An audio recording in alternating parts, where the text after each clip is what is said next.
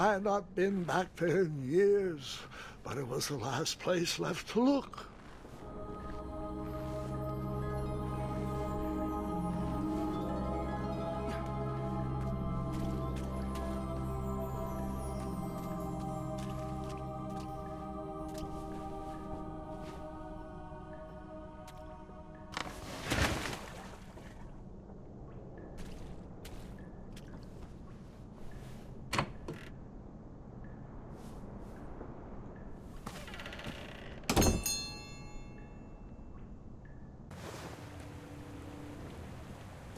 It was not exactly as I remembered it, but it wasn't all that different either.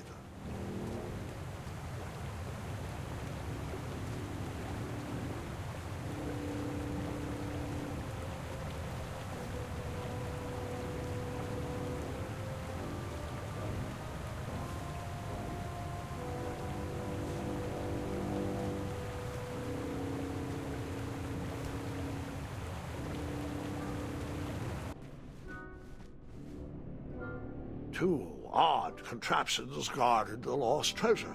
I would have to turn one and see what happened.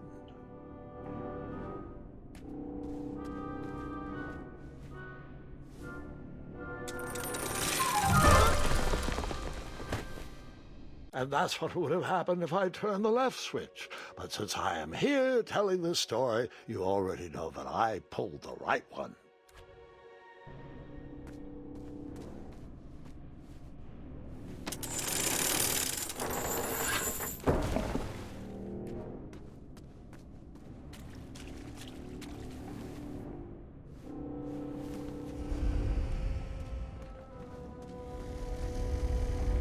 Buckets, barrels, butter churns, and beds were jammed into every nook and cranny of that cave.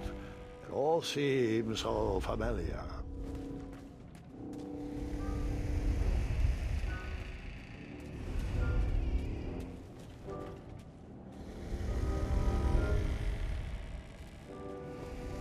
Even though the bed was very comfortable, this was no time to hide under the covers.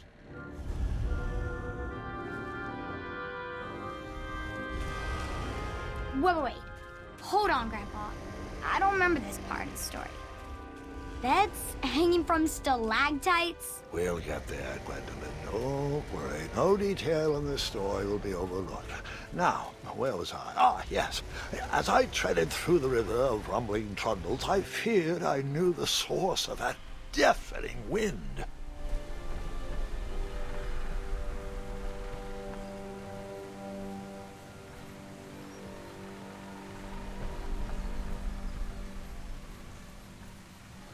Nestled beneath a slumbering pile of teeth and claws was... Fabled mirror. Oh, so you remember this part of the story. Well, dragons are my favorite. You want to tell this part? Yes. King Edward sent me, the greatest knight in all of Daventry, on a quest to return his stolen mirror. A gigantic, hulking beast of a dragon was the last thing in my way to... My way to add a shinier hat to my collection.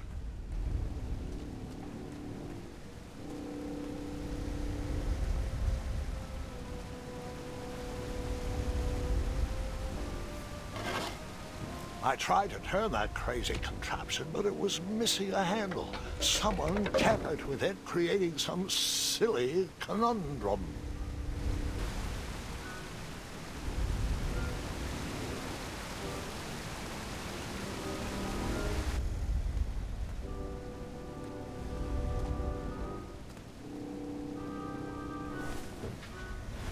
As I was saying, this was no time to take a nap.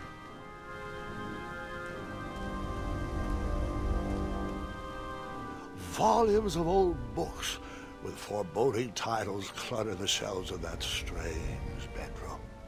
How to Tame a Dragon, Breaking the Spirit of Hideous Beasts, Amateur Spells to Impress Your Friends with. No books about recovering missing handles, though.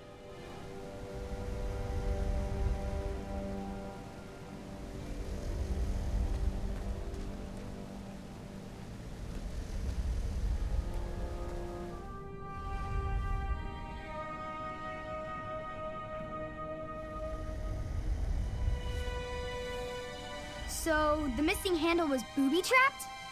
What did you do? Well, I used my cleverness to outsmart the trap.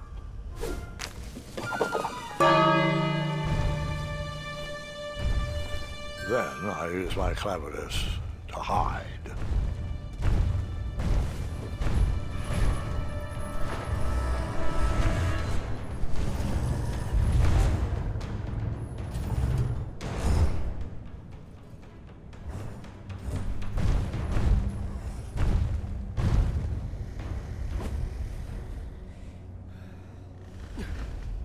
Luckily, that half-blinded beast never noticed me in bed. A dragon's eye must be really hard to pierce with an arrow. At archery lessons, I can barely hit a hay bale. It is indeed a feat only for skilled archers. I tried to turn that crazy contraption, but it was missing a handle. Someone tampered with it, creating some silly conundrum. What did you use to fix the broken switch?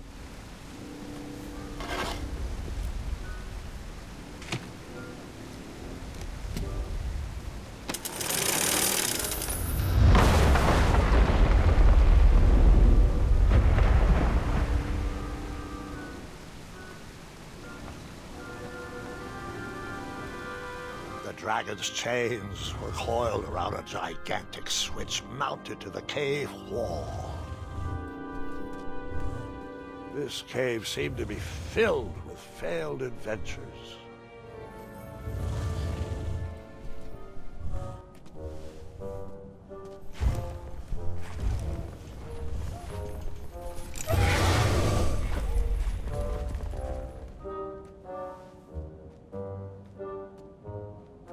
After he briefly basked in the sun, the narcoleptic dragon went back to snoring. I probably sleep all day too, if Amira was my only friend.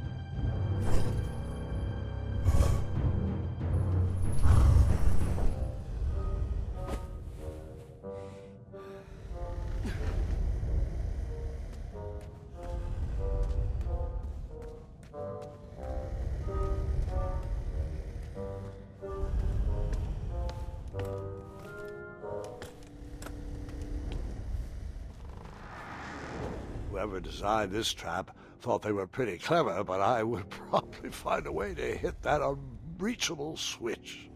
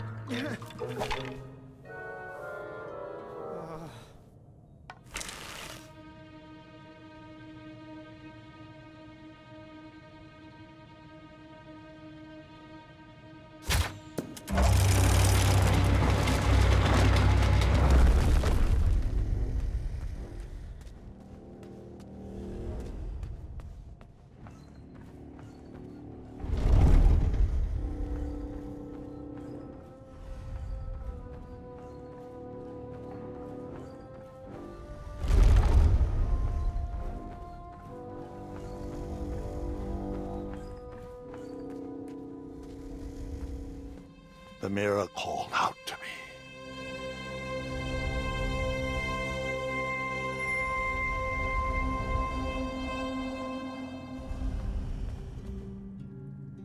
A ridiculous feeding contraption was cobbled together to keep the beast, and probably its owner, alive.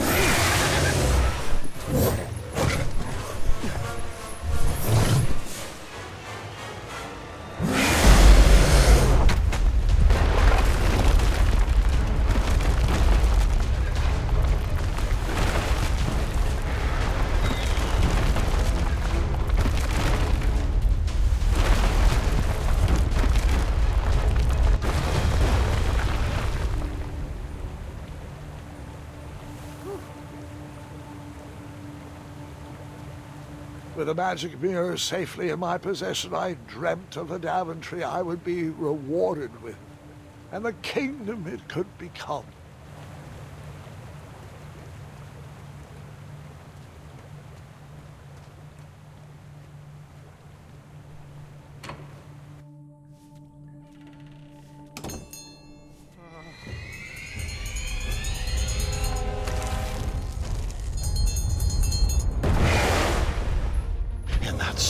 second, I had three choices in front of me.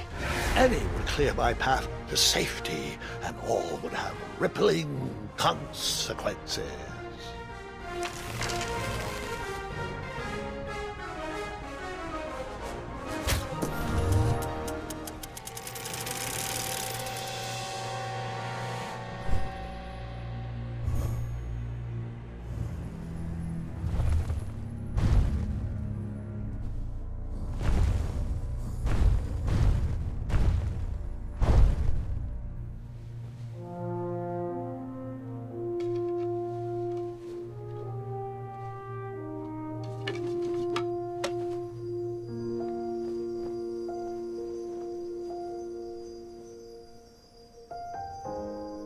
My hands were shaking and my arms could barely grip the rope, but with the last of my strength, I climbed out of the well and headed back to the castle.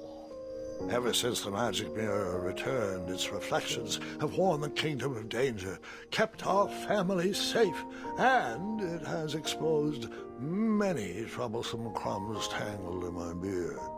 Yeah. King Edward was so proud that you returned his lost treasure that he made you king. Everyone knows that part. Now, can we get back to that dragon? Gwendolyn, there is so much more to my stories than dragons. I hope this old cap will be remembered for far more than the action tattered across its brim, sewn into the seams of many hidden adventures. All right, let's get back to the dragon. Tell me everything. Like, why did you set the dragon free even though he was trying to eat you? I set him free because, well, over the years I realized that the dragon was not the despicable, hideous beast Daventry had made him out to be. He was just a caged animal that was never shown any kindness. On that day, I forgave the dragon for his atrocious past. You have such a bizarre way of making friends, Grandpa. I guess I do, too. I'm known as Gwendolyn the Popular back home. But only to my stuffed bunnies. I've always found it best to pursue friends where I can, though they don't always feel the same about me. All right, you two. Grandpa needs to rest. Gwendolyn, it's way past your bedtime. Sleep well, Grandpa. I'll be back first thing in the morning. I don't need rest. I'm as spry as I've ever been, though I wouldn't mind a slice of magic fruit.